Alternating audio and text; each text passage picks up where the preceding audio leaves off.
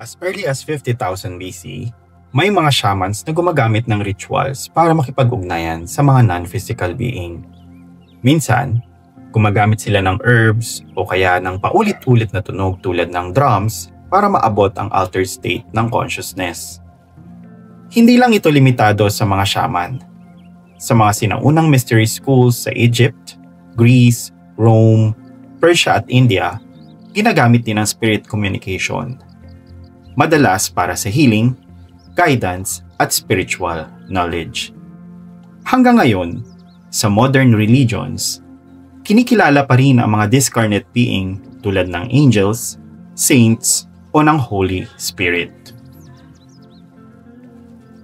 Ngayon, i-demystify natin ang spirit communication.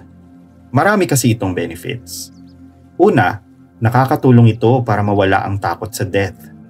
Kapag nakakakonek ka sa spirit world, naiintindihan mong hindi sa kamatayan nagtatapos ang lahat. Pangalawa, nade-develop din ito ang iyong psychic abilities. Kasi habang ginagamit mo ito, mas lalo mo itong nahasa. Pangatlo, nakakakonek ka sa higher self at sa spirit guides mo para ma-fulfill mo ang purpose mo sa lifetime na ito. At ito ang isa sa mga paborito kong benefit. Access to ancient wisdom. Kung isa kang healer o diviner, pwedeng gabayan ng ancestor mo ang practice mo. Sa aming mga babaylan, tinutulungan kami ng mga abyan para alamin kung anong ritual ang nararapat sa bawat sitwasyon. So, sino nga ba ang spirit guides? Basically, sila yung mga entities or beings na tumutulong sa atin sa spiritual journey natin. Para silang bridge between our physical world at sa spiritual realm. Kasama natin sila simula nung pinanganak tayo hanggang sa huli nating hininga. Pero tandaan na may mga guide na panghabang buhay talaga. Tapos, meron din namang pansamantala lang. Umaalis sila kapag natapos na yung role nila sa atin. Tapos, may mga bagong darating depende sa phase ng life natin o sa pangangailangan natin. Yung mga spirit guide, very flexible sila. Halimbawa, habang estudyante ka pa lang, pwedeng may guide ka na tumutulong sa iyo sa pag-aaral para magkaroon ka ng inspiration o magkaroon ng maayos na study strategy. Pero once na gumraduate ka na at nagtatrabaho ka na, pwedeng iba na ulit yung dumating na guide para tumulong naman sa ibang aspeto ng buhay mo. Madalas, nagpapakita sila in different forms na hindi nakakatakot para sa atin. Pwedeng tao, hayop o liwanag, nag-a-adjust sila depende sa kung saan ka magiging komportable. Nakatira sila sa lower to mid dimensions, from physical hanggang mental planes. Minsan, ancestor natin sila.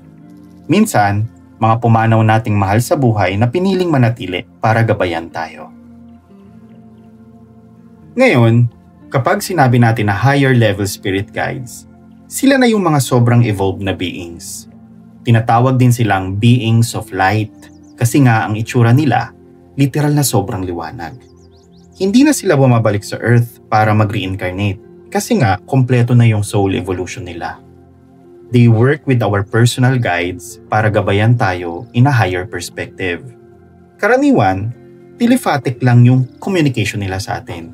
Kaya minsan, bigla na lang tayo makakaramdam ng realization or inspiration.